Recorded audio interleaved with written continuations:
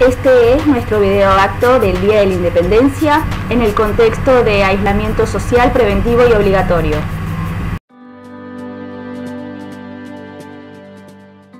Participamos en este acto el profesor Gustavo Lagorio, la profesora Silvana Tazzone, la profesora Carolina Prati y quien les habla, Sofía Prediger, para toda la comunidad del Sagrado Corazón. Mientras preparaba en Cuyo al ejército que cruzaría los Andes, San Martín se mostraba impaciente para que el Congreso reunido en Tucumán proclamara la independencia. El contexto era sumamente complejo. Los realistas habían recuperado amplios territorios en América, entre ellos Chile y gran parte del Alto Perú, lo que constituía toda una amenaza para las Provincias Unidas. En Europa se asistía a la restauración de las monarquías. En la banda oriental podía constatarse el avance portugués y en el plano interno las relaciones entre el gobierno central y el litoral estaban quebradas. Asimismo, las relaciones entre Buenos Aires y las provincias que participaban del Congreso no estaban exentas de tensiones.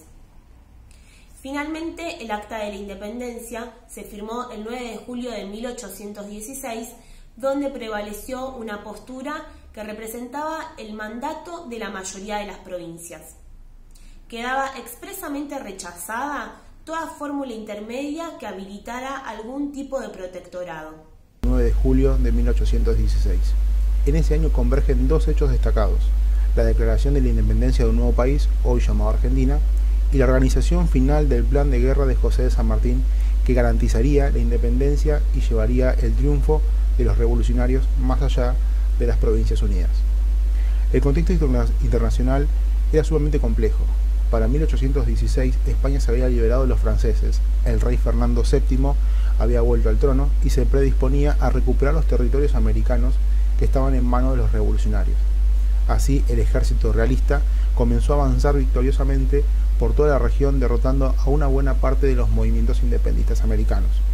En aquel escenario, las Provincias Unidas se reunieron en un congreso para decidir qué hacer ante esta crítica situación. El Congreso General Constituyente de las Provincias Unidas en Sudamérica sesionó en San Miguel de Tucumán para limar asperezas con Buenos Aires y las provincias cuyas relaciones estaban deterioradas. Cada provincia eligió un diputado cada 15.000 habitantes. El lugar elegido para el Congreso fue la casa de una importante familia local, la de Francisca Bazán. Según muestra el afiche, los cambios que sufrió esta casa histórica, actual museo, permiten pensar en los modos en que un pueblo recuerda su pasado y construye su memoria en distintos momentos de la historia. Las sesiones se iniciaron el 24 de marzo de 1816 con la presencia de 33 diputados de diferentes provincias de un territorio bien diferente a lo que hoy es Argentina. Por ejemplo, Charcas, hoy parte de Bolivia, envió un representante. En cambio, Entre Ríos, Corrientes y Santa Fe no participaron del Congreso porque estaban enfrentadas con Buenos Aires, y en ese entonces integraban la Liga de Pueblos Libres junto a la banda oriental bajo el mando del general José Gervasio Artigas. Lo fundamental del Congreso fue que el 9 de julio de 1816 los representantes de las provincias firmaban la Declaración de Independencia de las Provincias Unidas en Sudamérica y la afirmación de la voluntad de investirse del alto carácter de una nación libre e independiente del rey Fernando VII, sus sucesores y metrópoli, a lo que luego se añadió y de toda otra dominación extranjera. De este modo, desde el proceso político iniciado en 1810 con la Revolución de Mayo, se asumió por primera vez una manifiesta voluntad de emancipación. La proclama se publicó en español, pero también en quechua y en aymara, con el fin de incorporar al proceso a los pueblos originarios. ¿Por qué se eligió Tucumán para el Congreso de 1816? La explicación más común sobre por qué Tucumán fue elegida como sede del Congreso de 1816 es que esta provincia quedaba aproximadamente en el centro de la región que abarcaban las Provincias Unidas del Sur y que además estaba protegida por el Ejército del Norte, que tenía aquí su cuartel general.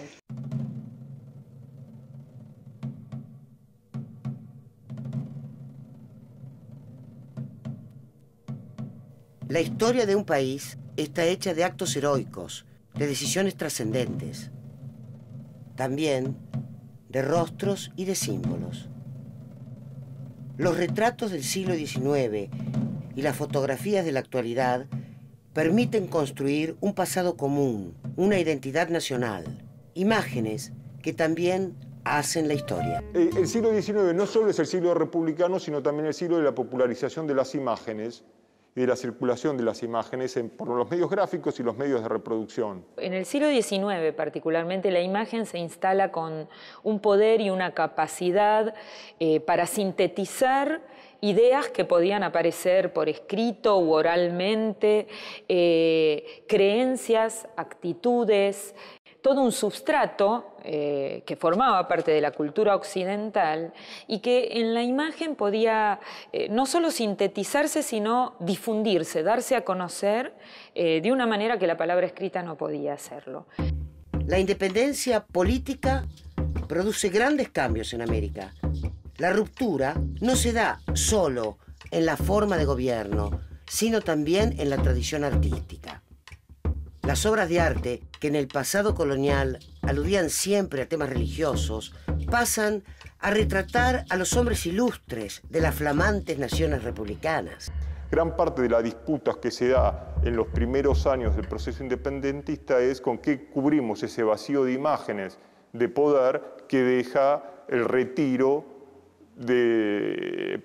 por el proceso revolucionario del valor que tienen público y de poder de construir consenso y de asegurar un orden de legitimación las imágenes coloniales tanto de la Iglesia como de la monarquía. Los pasillos del Museo Histórico Nacional atesoran muchos de los retratos de aquellos primeros héroes de la República. La identidad nacional se intenta construir con sus retratos, exaltando sus virtudes y su compromiso patriótico. Y son creaciones, son algo mandado a hacer, no fueron parte del proceso histórico, es parte de un proceso de apropiación del pasado. Un Estado lo que tiene que generar es iconografía patriótica.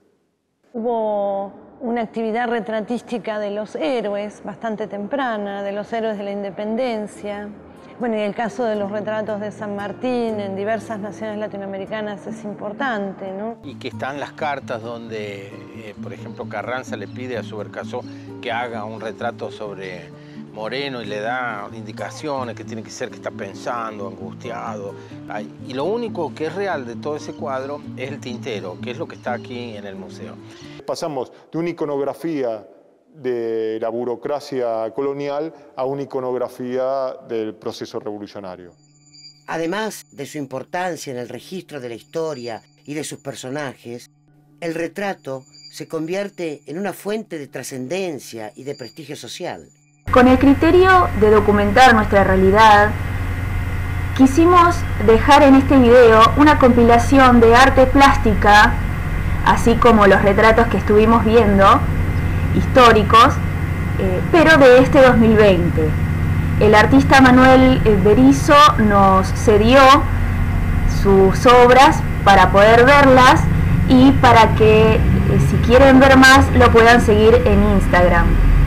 Me parece acertado el hecho de ver imágenes que están realizadas por un artista, están pasadas por una idea estética de realización y son personas con barbijo.